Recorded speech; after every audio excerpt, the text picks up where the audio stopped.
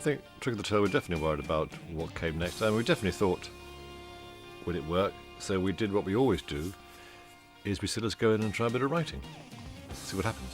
I think we had a great deal of fear about how people would see us without Peter. I think we were very confident we could write material that was strong enough. And the problem was obviously, first of all, finding a singer. And then even if we found a singer, how people would respond to that new singer. Although I loved Pete and still do, my feeling of, well, we'll just carry on as a four-piece. Forget the vocals, we'll just carry on as an instrumental four-piece, which is what I said. There was no slight on him, it was actually meant to be the fact that I thought we could just carry on and still do it. And in fact, in doing it, proved to people that we weren't Pete's band. Well, I think initially what happened was that, we sort of thought at a certain point that Phil could probably sing some of the songs. He'd done obviously done things like More Fool Me and done a lot of backup singing to Pete on various songs prior. So we felt he knew he had a lovely soft voice, so we thought things like Ripples and Madman Moon, things like that would be great for his voice. But we really weren't sure that he was, we never even contemplated that he'd be any right for Squonk or Volcano, these things that required a bit more power. And yes, we did get, we'd obviously recorded the song, and we did get this singer that we liked, and he came in and sang on it. He was our big hope. He'd made it through those audition processes and sort of arrived.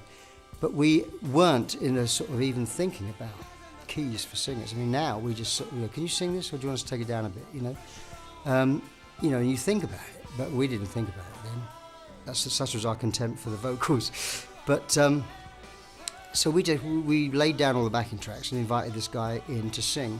Squonk was the first one, and it was plainly the wrong key for the guy, so there was no way he was going to sound good. And so then Phil said, let me have a try at it, because I think the rather sort of the crunchy voice that the Peter had, that cracks a bit, that side of the voice, Phil hadn't really got or done yet, but he had a go at it, and it sounded good. That was probably the turning point, really.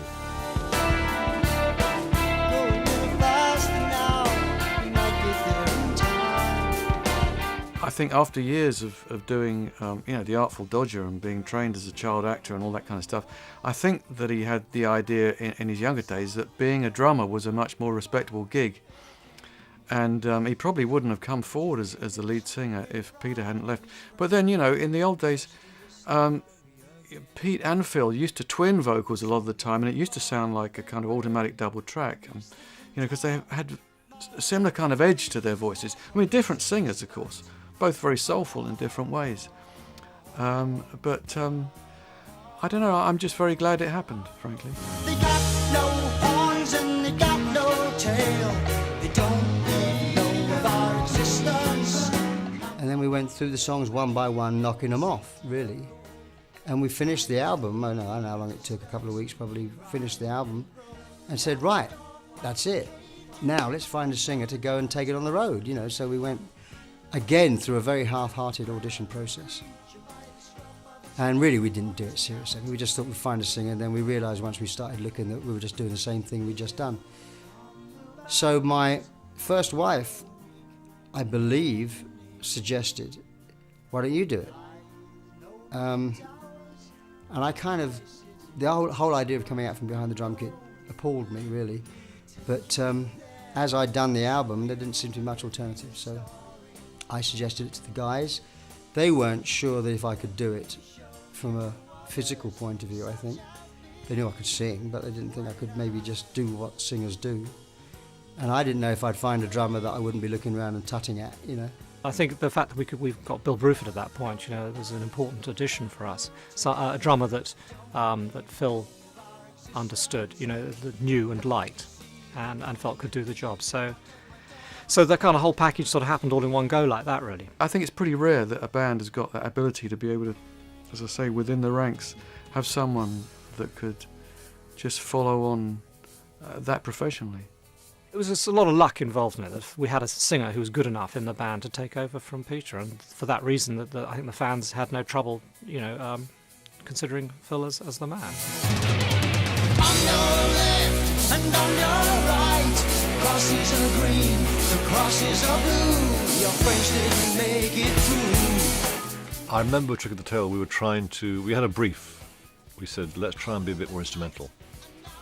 Because we thought, some of our strongest passages in the past, without Peter, were instrumental moments. But of course, as always, you have no control and it's a heavily vocal album.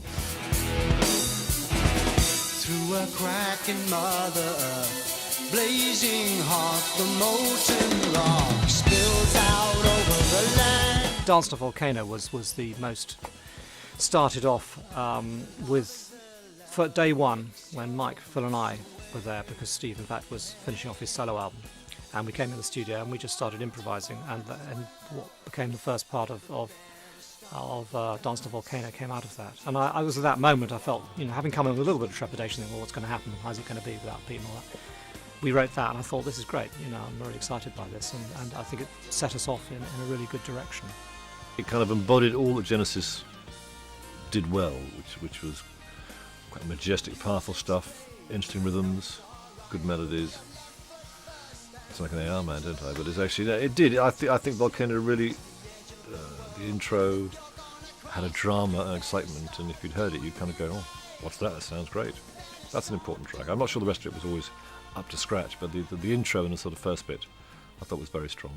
I came in perhaps with the most complete songs. Mike came in with sections, and as did Steve, and as it happened, the bits we used to sort of finish them off were my bits. So I ended up being credited on every track on this album, which was sort of like quite funny. But on a song like, for example, Entangled, which was Steve had come in with this really nice sort of guitar bit, and it happened to be in 3/4, and I had this chorus that was sort of hanging around. I hadn't got any home for it, which was in 3/4 as well. So we tried the two together, and it worked really well. And it kind of, what Steve had written really didn't have a chorus. It needed something to kind of lead you to it. So the sort of, if we can help you, we will, that bit. I had this sort of split. I'd written on a piano, in fact, and I'd transferred it to guitar, and with the voice then singing what the piano used to play, which is kind of like the way the chords changed, produced quite a nice sort of harmony piece, I think, and it makes for, I think Entangle's one of my favourite songs on the album. I think it makes for a very strong combination with a lyric written by Steve, which I think works really well as well.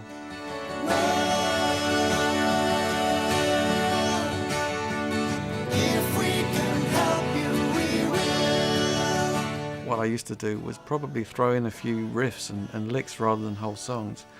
Although there was Entangled and there was Los Endos, and the outro of, what was it, Dancing on a Volcano, those sort of things, I'd sort of kick in with those ideas. But I'd just come off the back of having done a solo thing, so I was fairly dry of ideas, and I was having to think on my feet, and it wasn't really until the following album, Wind and Wuthering, that I'd amassed a lot of stuff to throw at everybody. A fair amount of the album was from scratch. Like Volcano was just a jam that started. Skonk just sort of came on the day, I think, I can't remember. And Los Endos was a sort of jam thing that was developed. So it was quite sort of live and jammy at that stage. Skonk was a musical standout. I mean, I've always liked that. The idea of that. I mean, that was always our Zeppelin kind of song. That was our kind of a bit of Kashmir, a bit of When the Levee Breaks. I mean, when you listen to it, it doesn't sound like that, but that's what it was meant to be. These heavy guitar chords and sort of me with my John Bonham hat on. And so I think that's probably one of the standout tracks. And I remember doing Madison Square Garden, where we used to start off with, and that might have been a slightly later era, but we were still doing Squonk. We were using that as an opener. And I remember going on stage and the whole audience standing up as we kicked in with the first strains of that. And it was that was a really powerful live number. It's a funny thing, really, because when at the time we did it, I mean, things like Volcano and Squonk and everything were ones I really liked. But coming back to it, the ones I actually prefer all the soft songs, I think. Mad Man Moon has always been a big favourite of mine, I suppose, but it was a song I wrote on my own completely.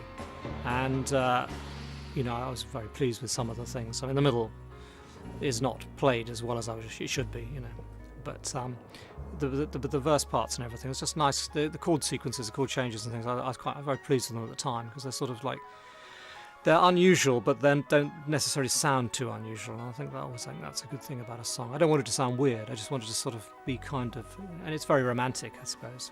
and I think that works very well. Let me think what else. Well, Los Endos, I think it works very well. I mean, it certainly sounded a great live piece. It was great fun to play, and I felt it really rounded off the album well. It was kind of more my baby than anybody else's. I mean, obviously melodically, I'd say down, go back, down, down, down, down, down, and Tony would sort of make sense of the humming it. And of course, it's become over the years, it's one of the long-lasting songs from that album because it was a great stage song. And then we reprised Squonk at the end of it because that was kind of gave the album a bit of a bookends feel. So that's always been one of my favourite things on the record, Los Endos. I think Los Endos, in a way, is quite a special track, and it's becoming more and more special in my mind as time goes on, actually, because not many bands do a sort of what I call a 7-minute instrumental with a sort of jazzy feel. And we're still playing it.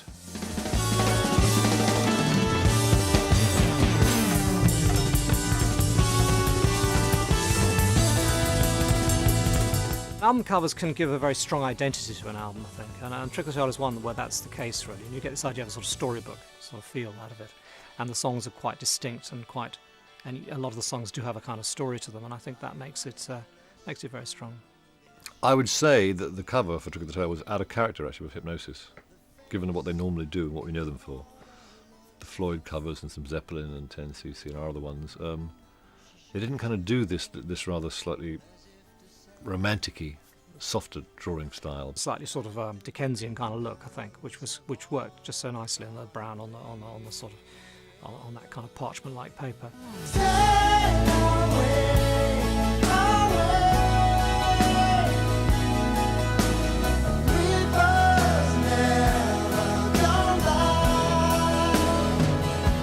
When it came out, I think it was a funny thing. There was a certain element of the public who really were quite glad to not have Pete there, because he sort of made it kind of seem so strange, in some ways. But I mean, part of that I really liked. But anyhow, there was a kind of some people who had a bit of trouble with Pete. It was a time to reassess, put it like that. And we're also lucky that at that particular period in time you didn't need a hit single, because obviously there's no hit single on this album. And I think a lot of the existing fans really liked it, and then we got some new fans, and it just seemed to sort of take off, I suppose, really. I mean, I think the previous album having been a double album as well meant that this album had a chance, it was a bit easier for people to take in. And as you say, it starts very strong with Volcano. I think people put it on and think, yeah, that sounds fantastic. And then, with songs like sort of, obviously, like Entangled and Ripples, which have got very strong choruses, I think it works on a lot of levels. And then it did very well. And I think a lot of people had a reappraisal of Genesis too, actually. I think people who hadn't liked us heard a slightly different sound and gave us another chance. It felt great because the band was on the grow. We managed to survive the loss of our erstwhile lead singer, and Phil was doing a great job taking over. I mean, doing it in another kind of way. I mean, in a much less dressy, more kind of earthy kind of way.